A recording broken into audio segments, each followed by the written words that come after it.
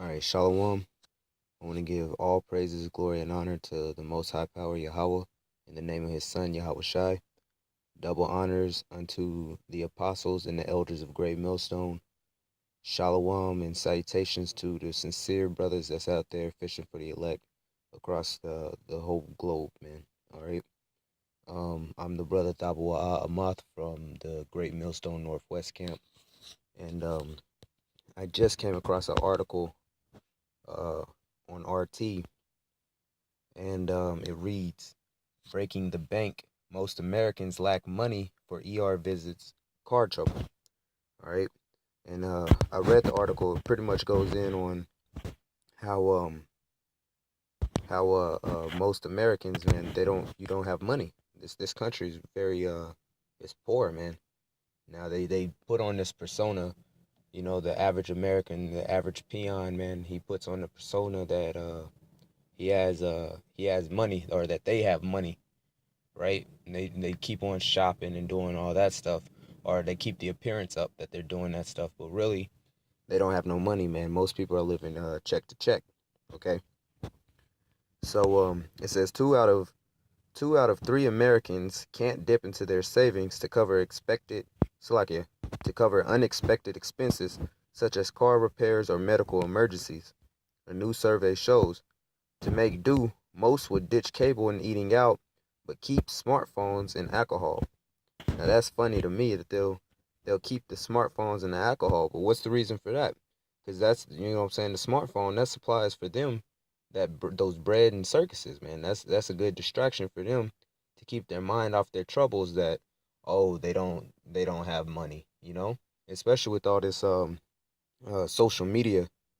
Most people use their smartphones just to stay current with their social media, their Facebook and the Twitter and the Instagram, and the countless other ones that they got out there. Everybody's real quick to pop out their cell phone and record some shit, or to be always constantly checking I don't know, the alerts. I don't know what it's called. I don't do social media, but they're always trying to stay current with their uh their phones, and then alcohol prices aren't going down because these people, you want to get drunk to forget your sorrows, man.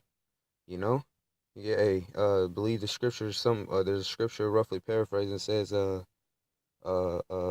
drink to forget thy sorrow. Give a poor man drink so he'll forget his sorrows. Something along those lines. Um, but this did make me think of another scripture though. And I'm actually gonna pull this one. This is Proverbs, the 21st chapter, 17th verse. He that loveth pleasure shall be a poor man, and he that loveth wine and oil shall not be rich. And that's the American citizens, man. America's all about promoting pleasure, having a good time, um, living it up, you know, YOLO. America's all about promoting that type of stuff. So here it is. They love that pleasure, but it turns out that most of the Americans are poor. Most of them don't have enough money, for ER visits and car trouble, man. Or pretty much any type of, and that's Satan, any type of thing that comes about. You know what I'm saying? It says most Americans don't have enough money for it. So, um, there they are trying to give that persona that they're having a good time, that life's great, everything's good, but really they're poor. They're living check to check, man. You know, having to make those tough decisions on whether they can eat or not. You know what I mean? So Salakia, let me pull back up the article because Satan messing with my damn phone. Um, or maybe I got bad. Nope, I got good service. I don't know. But yeah, man. It says, "He that loveth wine and oil shall not be rich," because the people are the alcohol sales aren't dropping.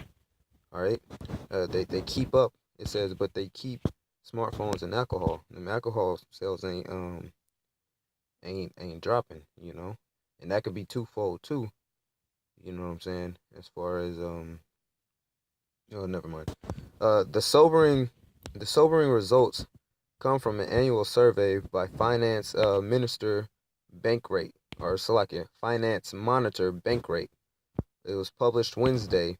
The survey was conducted by Princeton Survey Research Associates International in December 2015. So this was last month, which is the same as last year, but this was last month. At the end of the year, they took this survey on a representative sample of 1,000 Americans. The survey shows that a very significant minority of American households apparently do not have the resources to pay for an unexpected expense of around $1,000. And that was a quote by Stephen Brobeck. All right, he's the executive director of the Consumer Federation of America. So he said that pretty much a significant amount of the American households, they don't have $1,000 saved up, man. So if anything pops up that's outside the normal, because they're already living check to check. So any type of thing that pops up outside of that normal routine of the food expenses, the gas expenses, the bills for the household and whatnot, they're not going to be able to pay it because there's no savings that's built up, right? It says even a $500 car repair bill would cause some hardship for many, the survey found. And that's true, man. Something pops up for I'm not saying a car bill, but yeah, it says car repair bill. So something goes wrong with your car and it costs around $500, man. That's throwing plans off, man. That's causing a big dent. But that's not just for Jake anymore, man. That's a problem that's happening for America. That great city that has its nose so high up in the air, soaring like the eagle. Well, apparently most of them are broke, man. This country's broke, and we know this country's in debt. We know it's in a debt that's not gonna be able to come back from. All right. It says approximately 63% of Americans, up 1% from last year, or I'm sorry, from 2014, have no emergency savings to cover unexpected expenses. Yet such expenditures are alarmingly common. 4 out of 10 respondents said they or their immediate family ran into at least one over the past year, which means ran into some problem over the last year. 4 out of 10. Facing an emergency, 15% of respondents said they would use credit cards, and another 15 would borrow money from family or friends. Austerity was an attractive choice for 23%, who said they would cut back on other things. All right, so people coming up against hardships. Here they are. They gotta sacrifice something, man. Either they gotta pay for it with their credit card, which Jake ain't got no damn credit card, man. Jake ain't got credit. All right, or they gotta borrow money from somebody. Or they just gotta cut out on expenses, and this is what most Americans are facing. This place is running dry, man. This place don't have no damn money, and then the money that they do have, it has no weight to it, man. I can't wait for that damn dollar to pop, man. It's so close. This here proves that it's close, man. Don't nobody got no damn money, man. All right. Judging by the preferences and cutbacks, the restaurant industry has no worries in 2016. Or Slovakia has reasons to worry in 2016. Meaning the restaurants aren't doing so hot. While coffee shops and bars are safe. Them coffee shops, man. That damn Starbucks, man. Them people is all over that fucking Starbucks, man. That line. Every time I pass by one of them damn stores, especially out here in the Seattle area, every time I pass by one of them damn stores, man, fucking, it always got a goddamn line, And Starbucks ain't losing no damn money, Coffee shops aren't losing no money.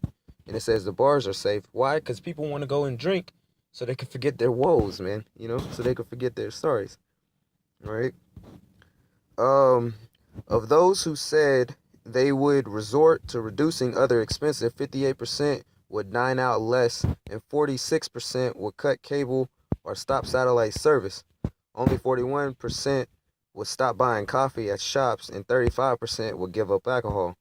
Asked if they would consider scaling back their cell phone service plan, only 39% said yes, man. So that's, only 39% said that they would scale back on their cell phone plan because these people are so addicted to having that damn phone and having service on it. Good service, good internet, all that shit, mostly for them so they can do their social media, man. It's not for them to be able to push the word out or check on current events or anything like that. It's 11:44. Barak Yahweh Shot. It says, I'm not gonna read all of this. This is a good one right here that I want to read, and then I got another scripture for you, brothers, and then I'm gonna deuce out. It says, many Americans' savings has been depleted by the Great Recession that started in 2008. Surveys consistently show that older and wealthier Americans tend to have more money saved up, while the younger age groups struggle to set money aside. It remains unclear whether the recent rise in interest rates will help make savings look more attractive. So, the old rich fucking white people, man, they ain't feeling no damn effects. The fucking the new generation that's coming up, this damn social media generation, this riding them fucking hoverboard generation, man. They ain't got no damn money. Why? Because they spend their money on stupid shit like a fucking hoverboard, man. Aren't those things like $500 or something? Here it is. They can't pay for their car for $500, but every fucking nigga on the block got a damn hoverboard, man. I hope all them shits catch on fire. All right. Like I said, I got another scripture for you, brothers. And the main reason why don't nobody have any money, period, in America is because all these damn taxes that this place, puts out, man. This place just constantly, you know what I'm saying? It's nonstop taxes, man. They even tax you on your taxes, man. That's how fucking wicked this place is. But there's a scripture for that, all right? It's Isaiah chapter 10. I'm going to start at verse 1. Woe unto them that decree unrighteous decrees. And this is a classic, basic scripture. Woe unto them that decree unrighteous decrees and that write grievousness which they have prescribed, to turn aside the needy from judgment, and to take away the right from the poor of my people, that widows may be their prey, and that they may rob the fatherless. And that's exactly what they're doing, man. That's exactly what they're doing, man. Esau's he's a robber, man. Here it is, you bust your ass at work, and if you're a single male, with no dependents, man, they can easily, man, out of each check I get, I easily lose $200+ in taxes, man. They wasn't there with me working, as they would say. I think it was Drake or Rick Ross, one of them, talking about Kobe, said you wasn't with me shooting in the gym. That's pretty much the same thing. And they're not there working. They're not there working with you, but because they own you, because you're still a slave in the society, man, they tax the fuck out of you, man. All right. It says, and what will ye do in the day of visitation, and in the day of desolation, which shall come from far? To whom will ye flee for help? And where will you leave your glory? All right. The Most High's coming back, man. Everything these motherfuckers is doing, you know what I'm saying? It's all gonna turn back on their own head, So your brothers, keep your heads up.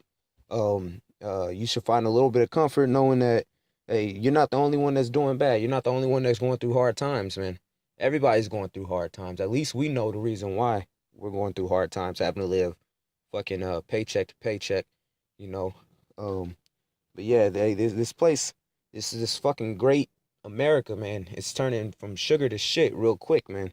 So look forward to this place crumbling here in this year 2016. All right. So with that, Lord willing, you brothers was edified or learned a little something. Until next time, I would like to say shalom.